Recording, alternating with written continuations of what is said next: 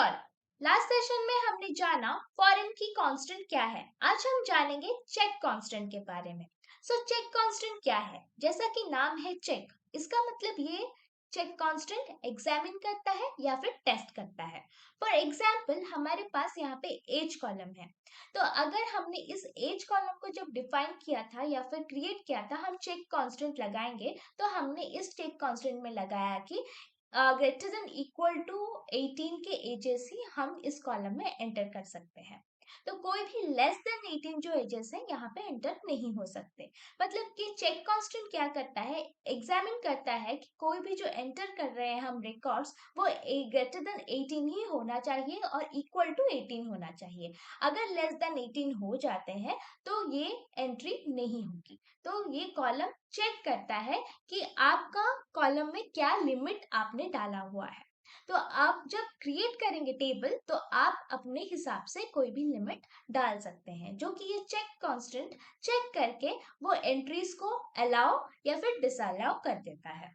जब हम check constant define करेंगे एक टेबल में, तो हम टेबल जब क्रिएट करेंगे कुछ इस तरह से क्रिएट करेंगे। लिखेंगे क्रिएट टेबल, एम्प्लॉय है टेबल का नेम, फिर कॉलम्स डिफाइन कर देंगे जैसे कि employee ID int data type not null constant, employee name var का data type not null constant, salary float data type, city var का data type, age int data type. तो हम as में लगाएंगे हमारा चेक कांस्टेंट, इसीलिए हम लिखेंगे check age greater than equal to 18। तो हम जब एज में एंटर करेंगे कोई भी रिकॉर्ड, तो सब records greater than equal to 18 होना चाहिए। अगर लेस देन 18 हो गया तो वो अलाउड नहीं करेगा कॉलम। अभी हम क्रिएट करेंगे एक टेबल। टेबल में हम चेक कांस्टेंट को डिफाइन करेंगे। एम्प्लॉय रख देते हैं, टेबल का नेम, और सारे जो कॉलम्स है उन्हें पहले डिफाइन कर लेते हैं। फिर अब लगाएंगे हम चेक कांस्टेंट हमारे एज कॉलम में। तो लिख देंगे चेक, जो कि कांस्टेंट का नाम है। अब हम डिफाइन करेंगे एज, और सही कॉलम का नाम लिखना चाहिए। एज जो होगा वो ग्रेटर देन इक्वल टू 18 होना चाहिए, और लेस देन 18 जो एज हम एंटर करेंगे वो रिजेक्ट हो जाएगा, क्योंकि हमने चेक कांस्टेंट लगाया है। अब इस टेबल को हमने क्रिएट कर लिया है। तो अब हम इसे एग्जीक्यूट कर लेते हैं। हमारा टेबल क्रिएट हो चुका है। हम स्कीमास में जाके देख सकते हैं कि टेबल में क्या कॉलम्स है। तो हम देख सकते हैं employee ID, employee name, salary, city, age है। अगर आप चाहें तो यहाँ पे जाके आपके DDL कमांड्स में जाके आप देख सकते हैं कि आपका कौन सा कांस्टेंट आपने डाला है। तो हमने चेक कांस्टेंट यहाँ पे यूज किया है, दैट इज ग्रेटर देन 18, जो हमने लिमिट लगाया है। अगर आप मल्टीपल कॉलम्स में चेक कांस्टेंट लगाना चाहते हैं, कुछ इस तरह से आप क्रिएट करेंगे टेबल। लिखेंगे क्रिएट टेबल कमांड, फिर एम्प्लॉय टेबल का नेम है, ओपन कर देंगे ब्रैकेट, सारे कॉलम्स को डिफाइन कर लेंगे। फिर उसके बाद चेक कांस्टेंट यहाँ पे लगा लेंगे। फिर यहाँ पे जो एज है वहां पे आप चेक कांस्टेंट डालना चाहते हैं, तो age greater than equal to 18 होना चाहिए। एंड और एक आप कॉलम में चेक कांस्टेंट लगाना चाहते हैं, इसीलिए एंड का इस्तेमाल होगा। फिर यहाँ पे हम लिखेंगे city is equal to Mumbai. तो सिर्फ greater than equal to 18 ages का एंट्री हो सकता है एज कॉलम में, और सिटी कॉलम में सिर्फ मुंबई जो सिटी है उनका ही एंट्री हो सकता है। बाकी सारे जो एंट्रीज हैं उनको रिजेक्ट कर देगा ये चेक कांस्टेंट। अब ब्रैकेट क्लोज कर लेते हैं और सेमीकोलन देकर कमांड को भी क्लोज कर लेते हैं, फिर एग्जीक्यूट कर देंगे। अब जैसे कि मल्टीपल कॉलम्स में चेक कांस्टेंट लगाना चाहते हैं, तो हमको क्रिएट करने पड़ेगा और एक टेबल।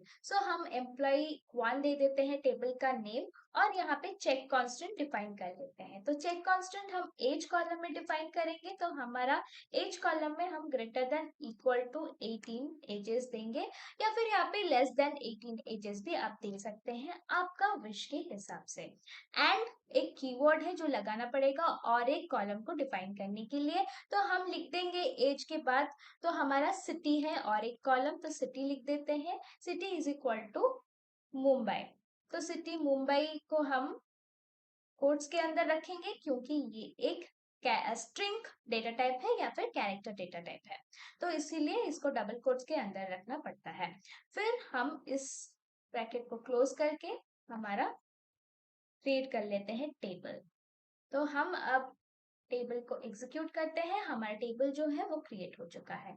अब आप यहाँ पे जाके एम्प्लॉय 1 में देख सकते हैं हमारे जो कॉलम्स है वो क्रिएट हो चुके हैं, लेकिन हमको दिख नहीं रहा है कि चेक कांस्टेंट लगाए कि नहीं। तो यहाँ पे इस सिंबल पे आप क्लिक कीजिए, फिर डीडीएल में जाइए, फिर यहाँ पे डीडीएल में आप देख सकते हैं कि आपका चेक कांस्टेंट आपने लगाया कि नहीं। हाँ, हमारा चेक कांस्टेंट एज कॉलम में और सिटी कॉलम में दोनों में लगा है, और सिटी कॉलम में हमारा सिर्फ मुंबई जो सिटीज है उनका ही एंट्री हो सकता है, अदरवाइज और किसी भी सिटी का एंट्री नहीं हो सकता है।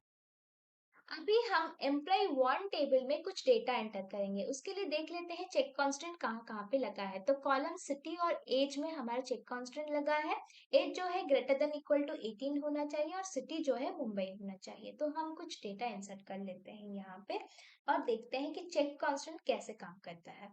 तो अब हम हमारे जो कमांड को क्लोज कर लेते हैं और चेक कांस्टेंट को चेक करते हैं। तो यहाँ पे एरर दिखाने लगा। एरर क्यों दिखाया? क्योंकि यहाँ पे हमने जो सिटी है वहां पे दिल्ली डाला है और एज जो है 2 डाला है, जो कि गलत है। अगर हम यहाँ पे मुंबई डालते हैं सिटी और हमारा जो एज है उसको हम चेंज कर लेते हैं और यहाँ पे हम 19 डाल लेते हैं, तो ये काम कर रहा है कि नहीं? एग्जीक्यूट। तो ये काम किया, क्योंकि जो सिटी है वो मुंबई है और एज जो है ग्रेटर देन इक्वल टू 18 है। तो यहाँ पे हमारा इसीलिए जो डेटा है वो इंसर्ट हो गया हमारे टेबल में। तो ऐसे आप चेक कांस्टेंट इंसर्ट कर सकते हैं या फिर यूज कर सकते हैं। अगर आपने टेबल क्रिएशन के टाइम चेक कांस्टेंट डिफाइन नहीं किया था, तो आप कुछ इस तरह से डिफाइन कर सकते हैं अल्टर स्टेटमेंट यूज करके। अल्टर टेबल एम्प्लॉय है टेबल का नेम, एड चेक और एज में हम लगाएंगे check constant that is greater than equal to 18। तो ऐसे आप ऐड कर सकते हैं चेक कांस्टेंट को जब आपने टेबल क्रिएशन के टाइम नहीं लगाया था चेक कांस्टेंट को। अब आप और एक तरीके से भी चेक कांस्टेंट लगा सकते हैं, that is alter table employee, table का नेम है, add constant em underscore check1। तो जब हम चेक कांस्टेंट क्रिएट करते हैं तब अपने आप ही सिस्टम एक नेम क्रिएट कर देता है by default, that is some ऐसे जैसा आपको दिख रहा है em डॉट चेक 1, तो वैसे क्रिएट कर लेता है। तो आप अपना भी क्रिएट कर सकते हैं, नाम भी दे सकते हैं चेक कांस्टेंट को, जैसे कि ये हमने दिया है em अंडरस्कोर chk1। तो यहाँ पे फिर उसके बाद हम लिखेंगे चेक, फिर ब्रैकेट देंगे age greater than equal to 18, जो हम चेक कांस्टेंट को डिफाइन करना चाहते हैं। और एक तरीका है, अगर आप मल्टीपल कॉलम्स में चेक कांस्टेंट लगाना चाहते हैं तो आप ऐसे लगा सकते हैं, अल्टर टेबल एम्प्लॉय टेबल का नेम है, एड चेक, फिर ओपन करेंगे ब्रैकेट, एज में हम लोग देंगे check constant age greater than equal to 18 and city that is equal to Mumbai. तो सिर्फ ग्रेटर देन इक्वल टू 18 जो एजेस है उनकी एंट्री होगी और मुंबई सिटी का ही एंट्री हो सकता है सिटी कॉलम।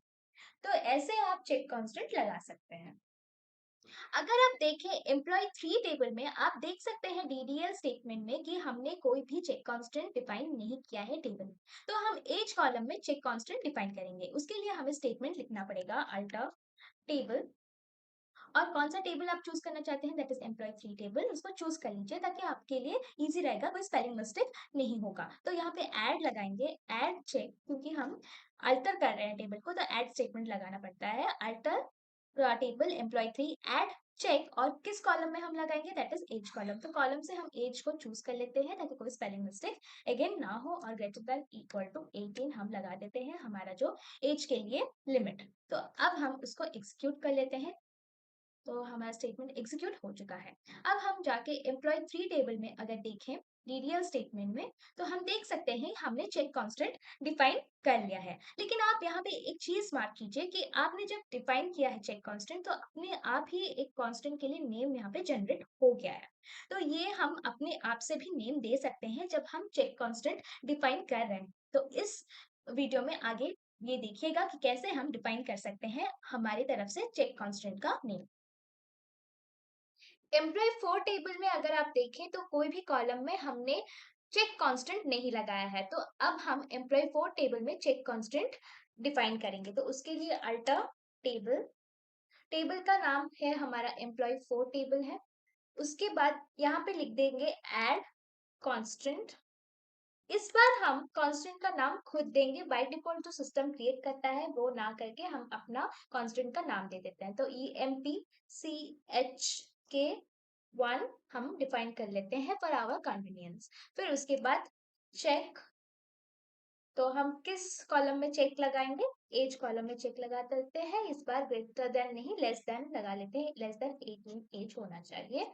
और अपना चेक कांस्टेंट को हम अब एग्जीक्यूट कर लेते हैं एम्प्लॉय 4 टेबल।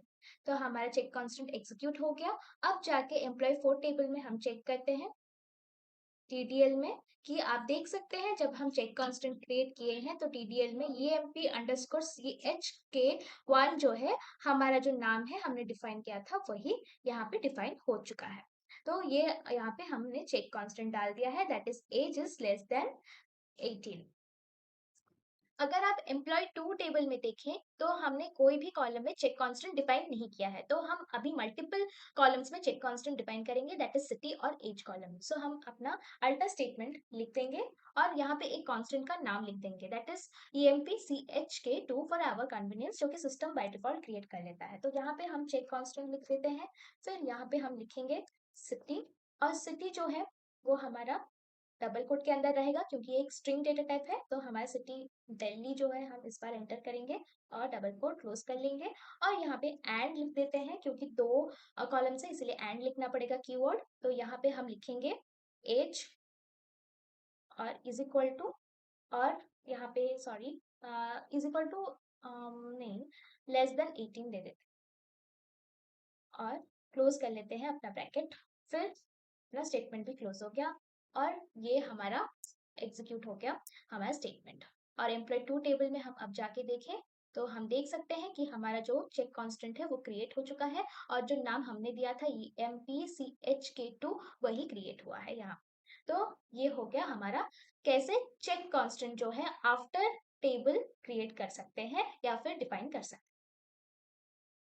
अगर आप चेक कांस्टेंट को ड्रॉप करना चाहते हैं एक टेबल से तो आप कुछ इस तरह से लिखेंगे, अल्टर टेबल एम्प्लॉय टेबल का नेम है ड्रॉप कांस्टेंट। हम यहाँ पे चेक कीवर्ड यूज नहीं कर सकते हैं, अगर चेक कीवर्ड यूज करेंगे तो क्या एरर आएगा आप देखिएगा इस वीडियो में।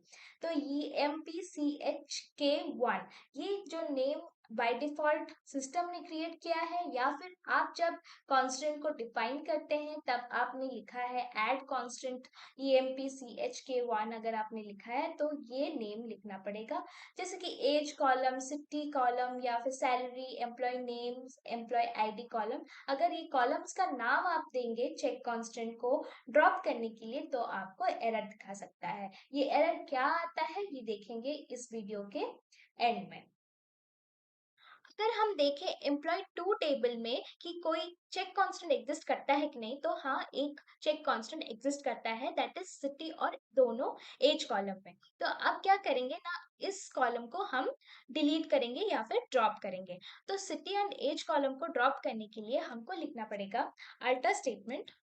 तो अल्टर टेबल हमारा कौन सा टेबल है, दैट इज एम्प्लॉय 2 टेबल, और यहाँ पे हम लिख देंगे ड्रॉप कांस्टेंट। तो कांस्टेंट का नाम हमारा क्या है, तो कांस्टेंट का नाम है EMP_CH2। तो दोनों कॉलम्स के लिए एक ही कांस्टेंट का नेम डिफाइंड है, तो इसी को ही हम लोग कॉपी कर लेंगे यहाँ से। तो इसको कॉपी करके हम यहाँ पे पेस्ट कर लेंगे Ctrl+D, और इसको हम सेमीकोलन दे देते हैं और कमांड को क्लोज कर लेते हैं और इस कमांड को एग्जीक्यूट करते हैं। तो हमारा जो कमांड है वो एग्जीक्यूट हो चुका है। अब एम्प्लॉय 2 टेबल में हम जाके देखें तो हमारा जो चेक कांस्टेंट है वो एग्जिस्ट करता है कि नहीं वो हम देख सकते हैं।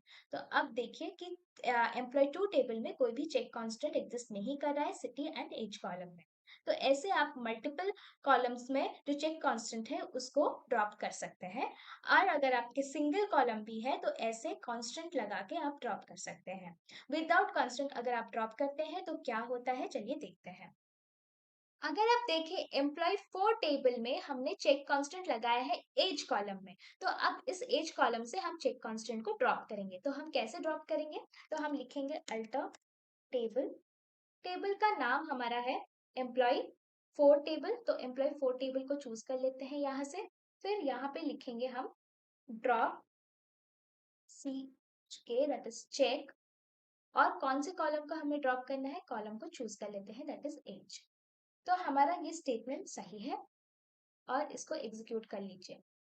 और यहाँ पे आप देख सकते हैं कि ये जो चेक कांस्टेंट है, ये बोल रहा है कि check constant age is not found in the table. यहाँ पे एरर दिखा रहा है 3821। तो ये एरर दिखाता है जब आप लिखते हैं चेक कांस्टेंट की जगह, ड्रॉप कांस्टेंट की जगह आप जब ड्रॉप चेक लिख के कॉलम का नाम देते हैं तो ये एरर आता है 3821। तो इसीलिए आपको लिखना पड़ेगा ड्रॉप कांस्टेंट, और जो नाम कांस्टेंट का आपने डिफाइन किया है या फिर बाय डिफॉल्ट जो सिस्टम ने क्रिएट कर लिया है उसी को ही आप यहाँ पे डिफाइन करेंगे, तो ही जाके आपको एरर नहीं दिखाएगा जब आप ड्रॉप करेंगे चेक कांस्टेंट को। अगर आप ऐसे statement alter table employee 4 drop check age लिखेंगे कॉलम नाम देके, तो आपका जो स्टेटमेंट है वो करेक्ट दिखाएगा, बट जो एरर आपका क्रिएट हो जाएगा क्योंकि यहाँ पे बोलेगा कि एज में कोई भी चेक कांस्टेंट नहीं लगा है, तो इस तरह से एक एरर आएगा। तो ये सही तरीका नहीं है